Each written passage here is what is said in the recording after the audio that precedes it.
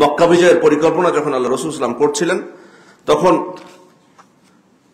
অত্যন্ত গোপনীয়তার সাথে তিনি পরিকল্পনা করছিলেন এবং নিষেধ ছিল কাউকে যাতে বলা না হয়। কিন্তু একজন সাহাবী, নাম ছিল হাতিব ইবনে আবি বালতা, উনি কুরাইশদেরকে একটা চিঠির মাধ্যমে এই মক্কা বিজয়ের গোপন খবর জানিয়ে দিতে চাইলেন একজন মহিলাকে দিয়ে।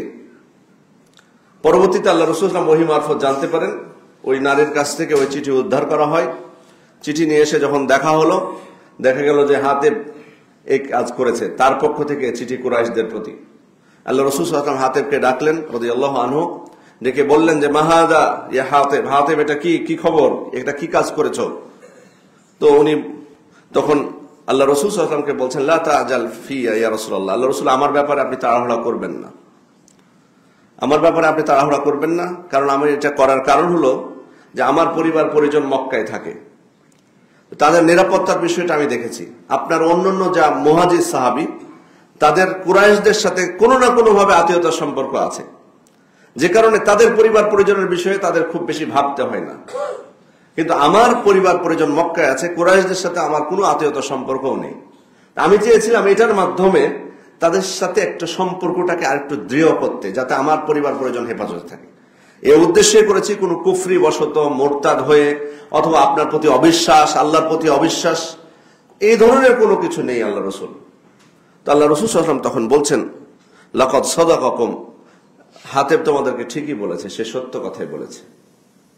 খেয়াল করুন, ওমর ইবনে খাত্তাব তো অনেক রেগে গেছেন, তিনি স্পষ্ট বলছেন ইন্নাহু কদ খান আল্লাহ ওয়া রাসূলহু, এই ব্যক্তি আল্লাহ এবং তার রাসূলের সাথে খিয়ানত করেছে, মুমিনদের সাথে খিয়ানত করেছে। আল্লাহ রাসূল ফাদানি ফালিআদরিব উনুকাহু, আপনি আমাকে ছেড়ে দেন, আমি তার গর্দান উড়িয়ে দেব।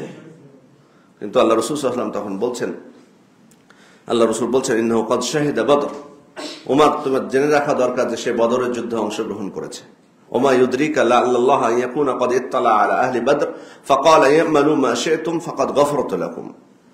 কারণ আল্লাহ তাআলা বদরে অংশগ্রহণকারীদের ব্যাপারে জ্ঞাত আছেন, তিনি জানেন, এবং তিনি জেনেই তাদের সম্পর্কে বলেছেন, বদরে যারা অংশগ্রহণ করেছিল, যে তোমরা এখন থেকে যা ইচ্ছা তাই করো, আমি তোমাদেরকে ক্ষমা করে দিয়েছি।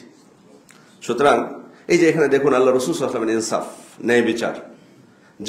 যে ঘটনা ঘটেছিল এটা তো আসলে ন্যায়সঙ্গত ছিল না, অপরাধটা কিন্তু ছোট অপরাধ ছিল না, এটা বড় পরিকল্পনা করছেন আল্লাহ রাসূল সাল্লাল্লাহু আলাইহি ওয়াসাল্লাম মক্কা বিজয়ের, আর ওই মুহূর্তে সেটা প্রকাশ করে দিচ্ছেন।